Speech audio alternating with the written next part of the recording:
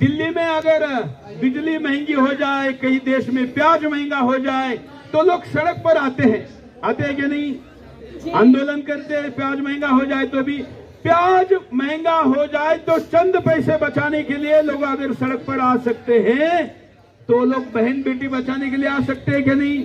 आ सकते हैं। लेकिन बहन बेटी कितनी खतरे में है ये उनको पता ही नहीं है। तो उन तक ये लेकर जाना है पहला काम कि क्या आंकड़े हैं, क्या स्थिति है भारत देश के अन्य हिस्सों में, यहाँ लड़कियों के साथ क्या हो रहा है, कैसे उनको लव के नाम पर फंसाकर वेश्यावृत्ति करवाई जा रही है। और अब तो छोटी बात रह गई वो भी उनके लिए, अब तो टुकड़े किए जा रहे, 35-35 टुकड़े किए जा रहे। और ये केवल कोई आफ्ताब की एक घटना दिल्ली में नहीं घटी है, अभी देश में ऐसी घटनाएं लगातार रिपोर्ट हो रही है। इतने सारे मीडिया के मित्र खड़े हैं, भले हो किसी भी मीडिया हाउस से होंगे, हमसे सहमत नहीं होंगे, लेकिन आंकड़े से मुंह नहीं मोड़ सकते, ये फैक्ट है। और इसलिए उस कानून के लिए, कानून तो लाना हिंदुस्तान की सरकार ने। आप अभी देख रहे होंगे आजकल मैं महाराष्ट्र में समय दे रहा हूं जिसमें हिंदू आक्रोश मोर्चे निकल रहे हैं, लाखों की संख्या में लोग सड़क पर आ रहे हैं, हिंदू हुंकार रैलियों में लाखों लोग आ रहे हैं। ये क्यों आ रहे हैं? क्योंकि वहां के कार्यकर्ताओं ने प्रचार किया, बताया कि कितनी लड़कियां जा रही है, किस संख्या में जा रही है, वो सारी घटनाएं समाज को बताई तो वहां लोग सड़क पर आए। मानिए कि दिल्ली में विनोद बहुत बार कहता है यहाँ के लोगों को फ्री बिजली पानी चाहिए और कुछ नहीं चाहिए, ऐसा नहीं है। ये ठीक है कि वो उनको चाहिए, लेकिन बहन बचाने के लिए, बेटी बचाने के लिए दिल्ली का हिंदू भी सड़क पर आ सकता है, उसको लाना होगा, ये हमारा कर्तव्य है। और इसलिए उसके राजनीतिक चंगुल से उसको छुड़ाकर उसको धर्म के लिए खड़ा करने के लिए, जैसे महाराष्ट्र में इतना बड़ा प्रयोग हुआ, इतने लोग सड़क पर आ रहे हैं, इतने दिल्ली पर भी लाने चाहिए। ये मैं क्यों दिल्ली का नाम ले रहा हूं? बहुत से पुलिस अधिकारी मिलते हैं, वो कहते हैं कि बड़े पैमाने पर हम भी जानते हैं कि केसेस हो रहे हैं। अभी अभी एक बड़े पुलिस अधिकारी की बेटी के साथ दिल्ली में लव जिहाद हुआ, सब लोग सोशल मीडिया पर उस केस को जानते होंगे। उन्होंने कहा कि दिल्ली में कोई भी लव जिहाद का कानून नहीं है। तो हम दिल्ली में कानून चाहते हैं कि नहीं? चाहते हैं। ये दिल्ली वालों को कहना है कि अपने आप कुछ नहीं मिलेगा, मांग कर मिलेगा।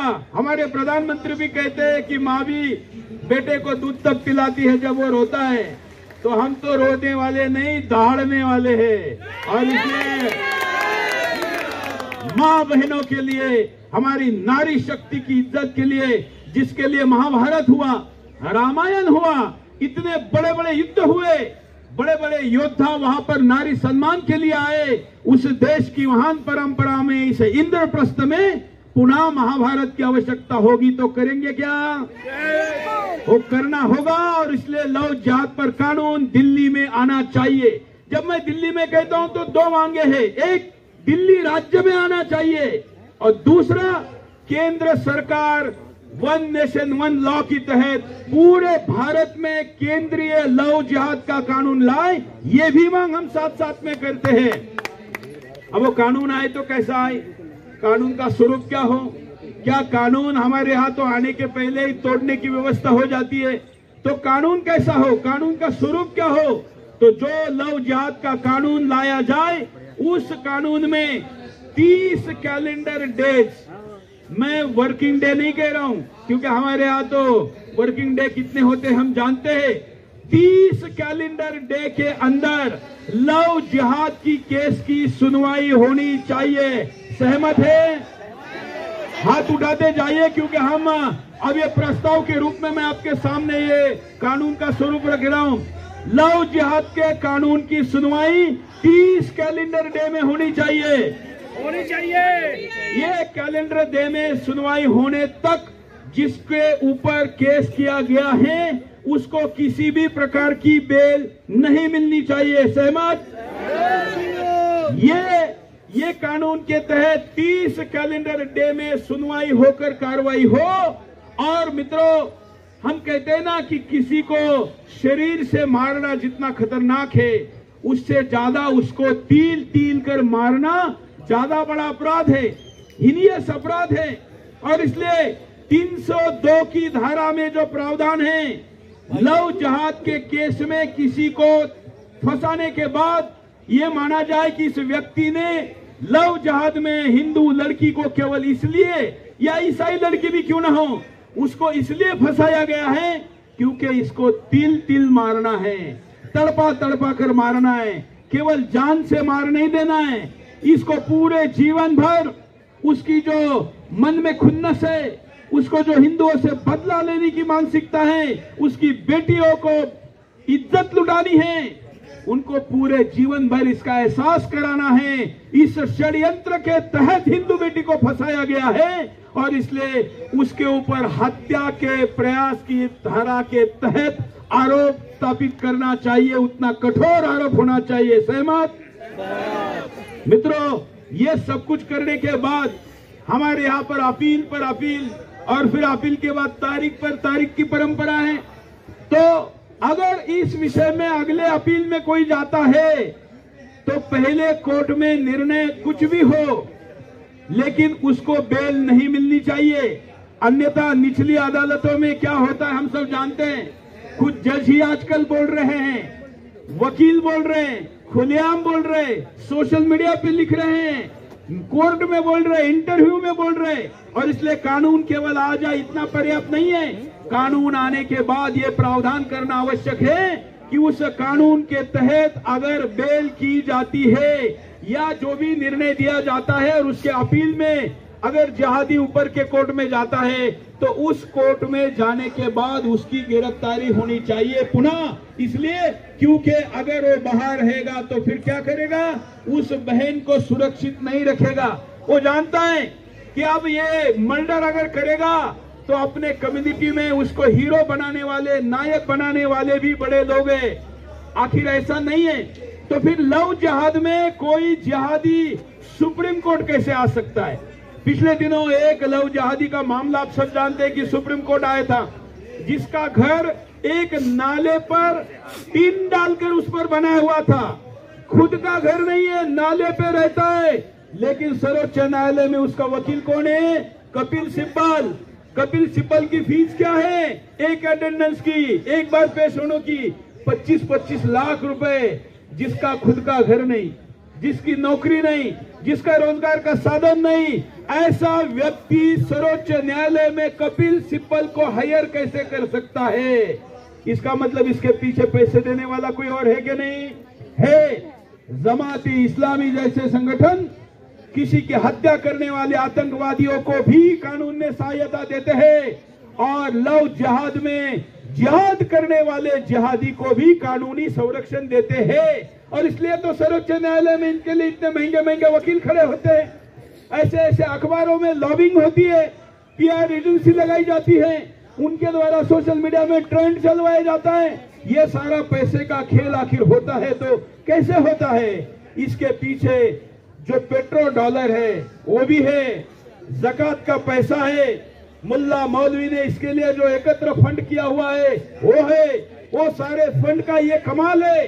तो मैं दिल्ली में मुझे पता चला कि कई हजार जो मंदिर है, क्या हमारे सारे मंदिर इस लड़ाई में अगर कोई लॉबिंग करनी है, आर्थिक पैसे की आवश्यकता है तो वो एकत्र नहीं कर सकते। आखिर हिंदू रहेगा तो ही मंदिर रहेगा ना, अगर हिंदू ही नहीं रहेगा तो मंदिर रहेगा कैसे। और इसलिए मंदिर वालों, आपको भी जैसे मस्जिदों में पैसा एकत्र करके लव जिहाद को दिया जाता है, और मैं नहीं कह रहा हूं अकेला, अभी मैंने एक चैनल पर और हमारा विरोध करने वाले ही एनडीटीवी चैनल पर झारखंड राज्य की पुलिस डीजीपी थी, रिटायर हुई अभी, वो बता रही थी कि उन्होंने अपने राज्य में डीजीपी रहते समय झारखंड में लव जिहाद को लेकर पूरा एक सर्वे किया। उसमें जो आंकड़े आए उसके अनुसार वो डीजीपी टीवी पर बोल रही है कि मस्जिदों में, मदरसों में और इनके धार्मिक संगठनों में ये सिस्टम बनी हुई है, कमेटी बनी हुई है, टीम बनी हुई है, और वो सब लोग मिलकर ऐसे लोगों को प्रोत्साहित करते हैं, उनको पैसे देते हैं, उनको बाइक देते हैं, लड़की भगाकर लाने पर उनको आश्रय की व्यवस्था देते हैं। अब जानते हैं दिल्ली में जो मिनी पाकिस्तान है, ये हरियाणा और यूपी से हिंदू लड़की को भगाकर लाने के बाद छुपने के सबसे बड़े ठिकाने हैं। क्योंकि वो नो गो जोन है, वहां पर पुलिस नहीं जा सकती। जहां दिल्ली पुलिस नहीं जा सकती वहां पर कोई हिंदू संगठन या हिंदू माता पिता अपनी बेटी को रेस्क्यू करने के लिए जा सकते हैं क्या? नहीं जा सकते। और इसलिए ऐसे स्थानों को चिन्हित करना, ऐसे हॉटस्पॉट की पहचान करना, उस हॉटस्पॉट पर विशेष सर्विलांस की व्यवस्था करना, वहां पर कैमरे लगाना, उन कैमरों के द्वारा फेस रिकॉग्नाइजेशन करना, और ये सारे इतनी ज्यादा बड़े पैमाने पर अगर गतिविधि नहीं की जाएगी तो फिर ऐसे अपराधियों को पकड़ने की संभावना भी नहीं रहेगी। और इसलिए ऐसे एक सख्त कानून की आवश्यकता दिल्ली में है। मैं दिल्ली के नागरिकों को, देखिए हर राज्य में, हर देश में राजधानी का विशेष महत्व है। किसी भी देश पर कोई आक्रमण करता है तो सबसे पहले राजधानी को कब्जा करने का प्रयास होता है। राजधानी को कब्जा इसलिए किया जाता है कि राजधानी जब कब्जा होती है तो देश काबिज हो गया, ऐसा हम मानते हैं, कोई भी मानता है। अभी अभी तालिबानियों ने भी अफगानिस्तान में क्या किया? काबुल पे कब्जा किया, इसलिए क्योंकि पूरे देश पर कब्जा ऐसा माना जाए।